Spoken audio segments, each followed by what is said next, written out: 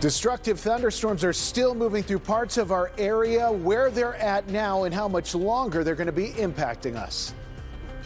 Plus, a father found not guilty in the death of his young son. And tonight, only on KDKA, why the child's mother says evidence points to someone else. And PennDOT cameras and signs are out on the Parkway East, why they're calling it a crime.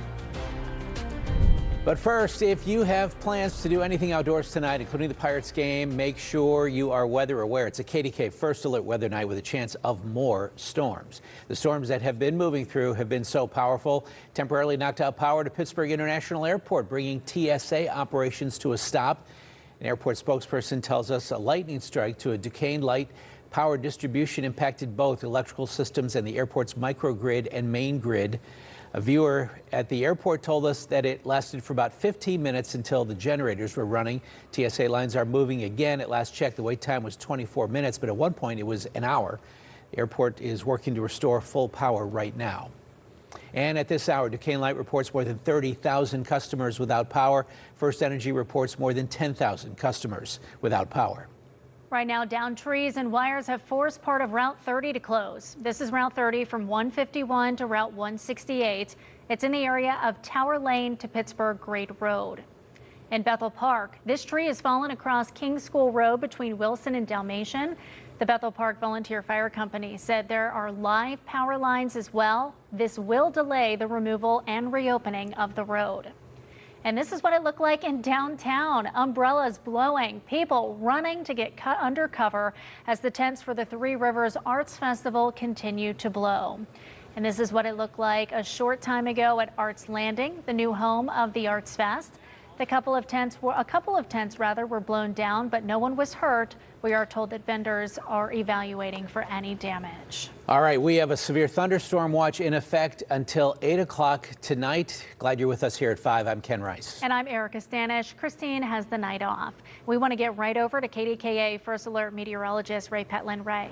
Yeah, this is one of those evenings where we had this line of thunderstorms move through, and the biggest line of severe thunderstorms, those are the ones with the damaging winds and large hail, are now clearing Indiana County and more so moving on towards Altoona and State College outside of Punxsutawney as well. So that's right now where we've had the last of these stronger storms, and you can see they're pretty much out towards Cambria and Johnstown at the moment. So those are exiting our viewing area. So the strongest storms are going away. We still have a lot of lightning, thunder, and heavy rain in northern Washington County, especially from Washington to Monongahela back down to Waynesburg. Now, this area here, as you get south of Waynesburg and then back into that northern panhandle of West Virginia, there is, for West Virginia, a flash flood warning. However, we've had more rain here in parts of Greene County south of Waynesburg. So we've had over an inch of rainfall in this area, almost an inch and a half in the last 3 hours. And you can see here,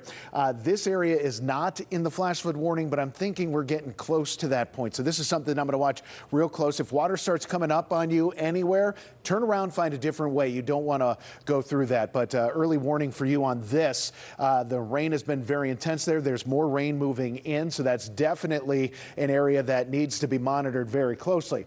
All these you see here are wind reports and wind damage reports, and these are going to continue to roll in as the damage reports are able to be assessed. Now that the worst of those storms are off to the east, we're going to continue to time in another batch of storms for tomorrow and possibly on Sunday. So we are not done with the severe weather yet.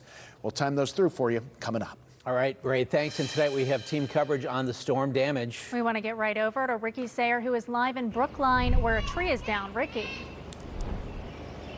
Yeah, I just got off the phone with a source in Pittsburgh Public Safety. They told me that they have their work cut out for them. That's because there are incidents of storm damage all across the city. Now, many of these are small. That's the case that we have here on Woodbourne Avenue in Brookline. Crews have already left here. This is a tree that has fallen. It didn't fall in any homes, but it did fall on power lines. That's why you have the tape up here, of course. Touching power lines that are down can be very dangerous. Power is out to people on this block. Neighbors told us it sounded like a boom. One person told us they saw a transformer spark. They said they were actually inside of their car. The tree fell right next to them. They told us that they were 2 feet away from this tree when it fell, if they were 2 feet forward, it would have fallen directly on them. They are very grateful that wasn't the case. Reporting in Brookline, Ricky Sayer, KDKA-TV News. We're staying on top of breaking news from Pittsburgh International Airport right now. They're working to restore power after a lightning strike. KDKA's Jennifer Barrasso is live at the airport. Jen, how are things moving? Yeah, so the power is back on. Everything went dark for about 45 minutes, and you can see, take a look at the board, 38-minute wait to get through security when it typically takes about 8 to 10 minutes. And the impact, airline ticket counters, TSA checkpoints. Come walk with me to show you some of these long lines. I'm talking to passengers. We saw several flight delays here, but we're going to walk and show you just some of these long lines here. People have a pretty good attitude.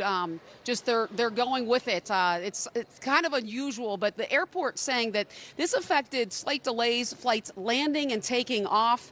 The airport officials saying that their teams responded with backup generators, restoring partial power, and the team is working to restore, at last check, full power. But just moments ago, an airport official told me that in increments they started bringing it back. So as you can see, little people could do really, but the big point that they want to stress to people, if you are coming to the airport, be ready to wait in some of these long lines and check your flights.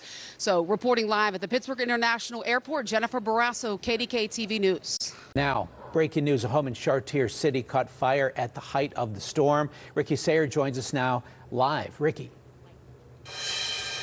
Yeah, well, Ray was talking, actually got a text from Pittsburgh Public Safety, their spokesperson, telling me that this fire is technically still under investigation, that it was either the result of a lightning strike or from overhead wires. Now, fire crews actually left here just about 5 minutes ago, and the Red Cross got here about a minute ago. They're helping out the residents of this home. We'll give you a closer look at the damage to this home that is here.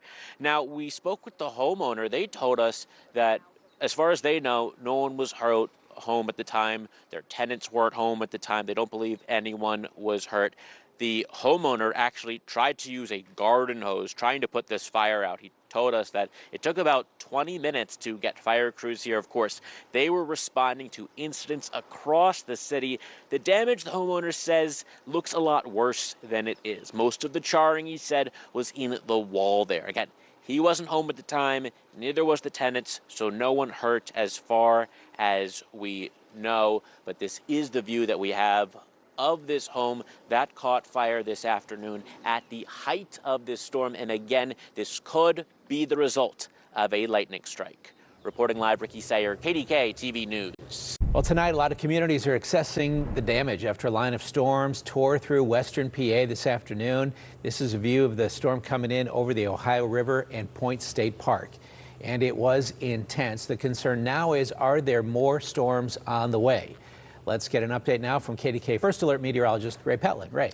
Yeah, as we go into tomorrow, that's our next KDK First Alert weather day. There's another one coming up on Sunday, too. So even though these storms are starting to quiet down, we're not quite done with the bumpy weather just yet. Where we do have some storms right now is down south of Pittsburgh as you get essentially south of I-68 down into Preston County near Kingwood, back to Grafton there in West Virginia, and then crossing over from Accident, Maryland, down to Laughlin Heights, and eventually some of this is going to be pushing through Deep Creek Lake as well. So this is where we have probably the heaviest rain still going on. There's a little more activity as you get right into southeastern parts of Indiana County, about to cross over into the Cambria County area. So the last of some thunderstorms there. And we've seen most of our counties get dropped from the severe thunderstorm watch. Where we do have some leftover is Preston County and Garrett County, with Somerset County until 8 p.m. I think these will be allowed to drop out of this watch before 8 p.m. as well. And then we're going to look ahead towards tomorrow, which is our next batch of thunderstorms. So another KDK First Alert weather day on tap as another cold front comes in. The main threat is going to be damaging winds with this one. And the storms, they're going to fire up early in the afternoon and then strengthen as they move deeper into Pennsylvania. So we're going to be looking at a situation where I think the storms initially start to pop off tomorrow, early afternoon.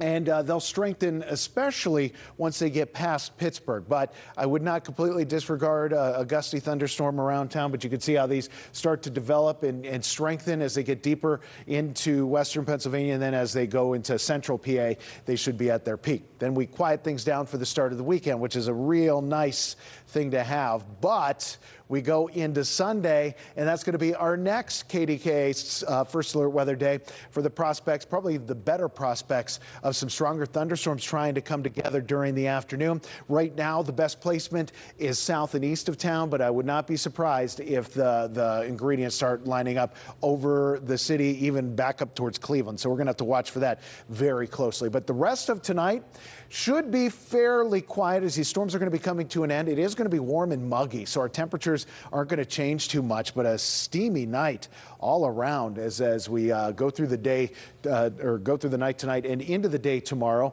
A muggy day as that cold front's making its approach. That's going to tap into some thunderstorms, and that's the reason it's a First Alert Weather Day, because there's some energy to work with. Lower humidity, still warm temperatures on Saturday. Then we get to Sunday. That's our next First Alert Weather Day. This is where we're looking at the prospects of another cold front coming through, touching off those thunderstorms, and damaging winds and hail are the main threats with this. But we're going to be watching everything that comes with that line of storms very carefully. After that line comes through, our temperatures will be on the cool side for this time of year for the first half of next week before those temperatures start to come back up, along with the storm chances next Thursday.